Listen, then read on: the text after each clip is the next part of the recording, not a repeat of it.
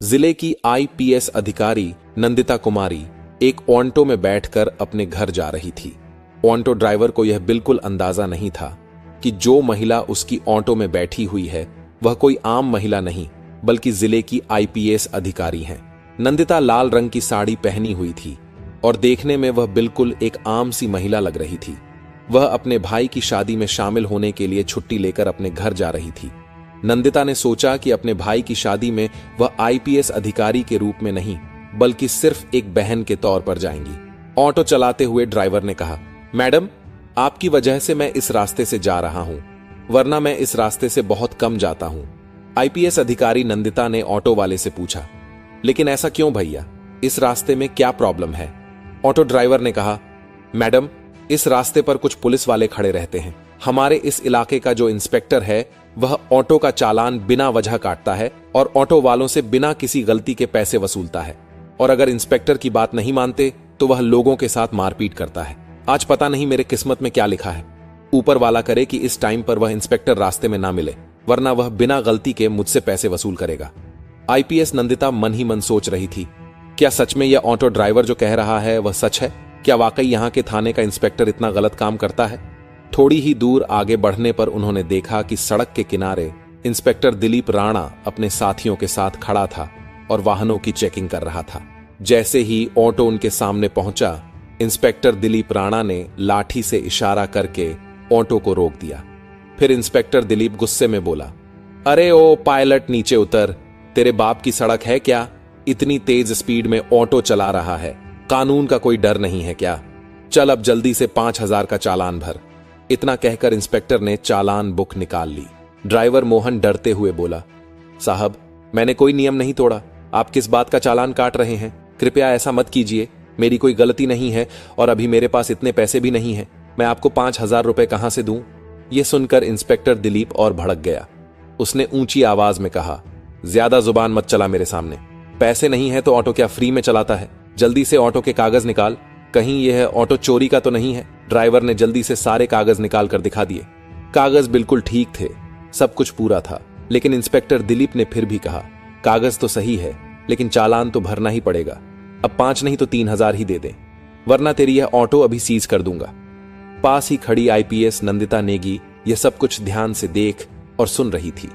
उन्होंने देखा कि किस तरह इंस्पेक्टर दिलीप सिंह राणा एक गरीब और मेहनती ऑटो ड्राइवर को बिना वजह परेशान कर रहा था, उससे पैसे वसूलने की कोशिश कर रहा था। उनके मन में गुस्सा तो आया, पर उन्होंने खुद को शांत रखा ताकि पहले पूरी सच्चाई समझ सकें और फिर सही समय पर कार्रवाई कर सकें। ऑटो ड्राइवर ने डरते हुए इंस्पेक्टर दिलीप से कहा, साहब, इतने पैसे मैं कहां से लाऊं? अभी तक तो सिर्फ 300 रुपए की ही कमाई हुई है, मैं कैसे आपको 3,000 दूं? कृपया छोड़ दीजिए साहब, जाने दीजिए। मेरे छोटे छोटे बच्चे हैं, मैं गरीब आदमी हूं, दिन भर मेहनत करके अपने परिवार का पेट पालता हूं, मुझ पर रहम कीजिए साहब। लेकिन इंस्पेक्टर दिलीप राणा को जरा भी दया नहीं आई। वह गुस्से में भर उठा। उसने ड्राइवर का गिरेबान पकड़कर उसे बुरी तरफ मारने लगा और चिल्लाते हुए बोला, जब पैसे नहीं है तो ऑटो क्यों चलाता है? तेरे बाप की सड़क है क्या जो इतनी स्पीड में ऑटो चलाएगा? ऊपर से मुझसे जुबान लड़ाता है। चल, तुझे थाने का मजा चखाते हैं। इतना सुनते ही आईपीएस नंदिता खुद को रोक नहीं पाई। वह तुरंत आगे बढ़ी और इंस्पेक्टर के सामने खड़ी होकर बोली, इंस्पेक्टर, आप बिल्कुल गलत कर रहे हैं। जब ड्राइवर ने कोई गलती नहीं की तो आप उसका चालान क्यों काट रहे हैं? ऊपर से आपने उसके साथ मारपीट किया, यह कानून का उल्लंघन है। आपको कोई हक नहीं है किसी गरीब पर इस तरह का अत्याचार करने का, इसे जाने दीजिए। इंस्पेक्टर दिलीप राणा पहले से ही गुस्से में था। नंदिता की बात सुनकर वह और भड़क गया। उसने ताव में आकर कहा, अच्छा, अब तू मुझे सिखाएगी कि कानून क्या होता है? बहुत जुबान चल रही है तेरी, लगता है तुझे भी जेल की हवा खिलानी पड़ेगी। चल, अब दोनों एक साथ जेल में रहना, वहीं चलाना अपनी जुबान। नंदिता का चेहरा गुस्से से लाल हो गया, पर उन्होंने अपने आप पर काबू रखा। वह देखना चाहती थी कि यह इंस्पेक्टर आखिर किस हद तक गिर सकता है।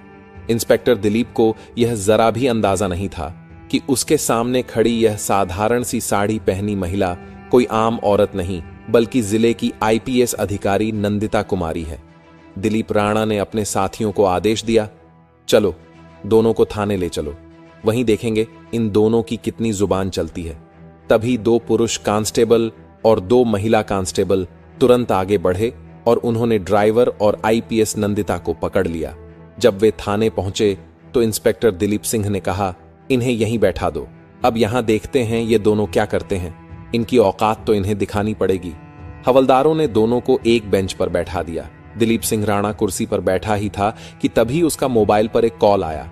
उसने कॉल उठाते हुए कहा, हाँ, आपका सब काम हो जाएगा, उस केस में आपका नाम नहीं आएगा, बस मेरे पैसे तैयार रखना, टेंशन मत लो, मैं आपका सारा काम कर दूंगा। आईपीएस नंदिता कुमारी और ऑटो ड्राइवर दोनों बैठकर यह सब सुन रहे थे। नंदिता मन ही मन सोच रही थी, यह इंस्पेक्टर न केवल सड़कों पर लोगों को परेशान करता है, बल्कि थाने के अंदर भी रिश्वत लेकर काम निपटाता है। वह गरीबों को लूटता है और उनका हक मारता है। नंदिता ने गुस्से को दबाए रखा। वे जानती थी कि अभी तात्कालिक गुस्से में कुछ करना ठीक नहीं होगा। असली मुकाबला सबूतों और सही तरीके से करना है, ताकि पूरा पुलिस प्रशासन और शहर यह देख सके। वे अंदर से योजना बना रही थी कि किस तरह इसे सबके सामने बेनकाब और उजागर किया जाए। पास बैठा ऑटो ड्राइवर परेशान था। वह अपने घर और बच्चों की चिंता कर रहा था। नंदिता ने उसकी तरफ देखा और शांत स्वर में कहा, आप घबराइए मत, यह इंस्पेक्टर आपका कुछ नहीं कर पाएगा, मैं आपके साथ हूं, मैंने सब देख लिया है और मैं इसे बेनकाब करूंगी। आप निश्चिंत रहें, आपकी कोई गलती नहीं है, आप सुरक्षित हैं। मैं कोई आम महिला नहीं हूं, मैं आईपीएस अफसर नंदिता कुमारी हूं। मैं इस इंस्पेक्टर के सारे काले कामों का पता लगा रही हूं, इसलिए अभी चुप रहकर सब देख रही हूं, फिर सब साफ करके इसकी औकात लोगों के सामने दिखाऊंगी। यह सुनकर ऑटो ड्राइवर को थोड़ा सुकून मिला। उसने एक गहरी सांस ली और बोला, क्या आप सच में आईपीएस मैडम हैं? लेकिन जब मेरे साथ यह सब हो रहा था तो आपने कुछ क्यों नहीं कहा? मुझे बचाया क्यों नहीं? आप कहीं झूठ तो नहीं बोल रही हैं या आप इन लोगों से मिली हुई तो नहीं है? ड्राइवर थोड़ा घबराया हुआ था। नंदिता ने उसे शांति से भरोसा दिलाया, नहीं, मैं इन लोगों से नहीं मिली हूं, मैं सच में इस इंस्पेक्टर को बेनकाब करने के लिए चुप बैठी हूं। बस मैं देख रही हूं कि यह इंस्पेक्टर और कितने गलत इलीगल काम करता है, इसीलिए अभी चुप हूं, वरना चाहूं तो इसे तुरंत सस्पेंड भी करवा सकती हूं। तुम थोड़ा इंतजार करो, फिर देखो आगे मैं इसका क्या हाल करती हूं। कुछ देर बाद इंस्पेक्टर दिलीप राणा अपने कैबिन में चला गया। फिर उसने एक हवलदार को बुलाया और कहा, उस ऑटो ड्राइवर को बुलाकर लाओ। हवलदार तुरंत बाहर गया और ड्राइवर से बोला, साहब ने आपको अंदर बुलाया है। यह सुनकर ड्राइवर डर गया, मगर कोमल ने उसे हिम्मत दी और कहा, तुम परेशान मत हो, जो भी होगा मैं सब देख लूंगी। वह इंस्पेक्टर के पास गया। इंस्पेक्टर राणा ने ड्राइवर को देखकर हंसते हुए कहा, देख, अगर तुझे तेरी ऑटो बचानी है तो तुझे 3000 रुपए तो देने ही होंगे, वरना मैं तेरी ऑटो सीज कर दूंगा। ऊपर से तू मेरा दुश्मन भी बन जाएगा। पूरे इलाके में मेरा ही राज चलता है, मैं जो चाहूं वह कर सकता हूं, मुझसे टक्कर मत लेना, जो मैं कह रहा हूं वही कर। जल्दी से 3000 चालान भर दे। ड्राइवर का दिल जोर से धड़कने लगा। वह रोते हुए बोला, सर ऐसा मत कीजिए, मेरा हाल देखिए, अभी मेरे पास इतने पैसे नहीं हैं, मैं आपको 3000 रुपए कैसे दूं? प्लीज मुझे छोड़ दीजिए, मेरे घर में छोटे छोटे बच्चे हैं, मैं उन्हें क्या खिलाऊंगा? इंस्पेक्टर गुस्से में बोला, देख, मैं तेरी कोई भी बात नहीं सुनूंगा, पैसे दे, वरना तू बर्बाद होगा, तेरे परिवार को भी नुकसान होगा। अब पैसे तो तुझे देने पड़ेंगे।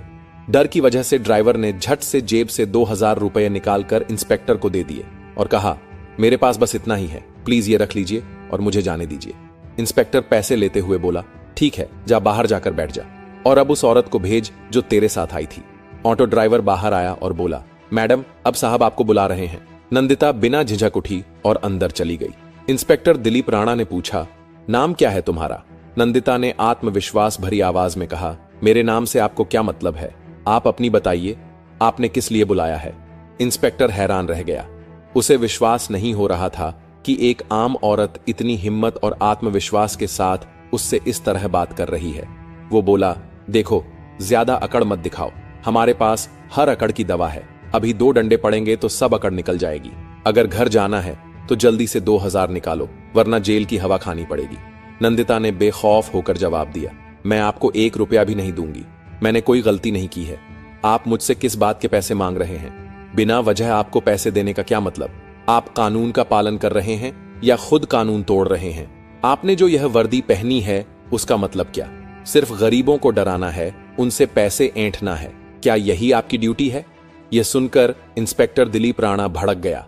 उसने गुस्से में हवलदार को बुलाया और चिल्लाते हुए कहा, अभी इस औरत को जेल में बंद करो। हवलदार ने आदेश मानते हुए आईपीएस मैडम को लॉकअप में डाल दिया। किसी को भी इस बात का अंदाजा नहीं था कि आज जो कुछ हो रहा है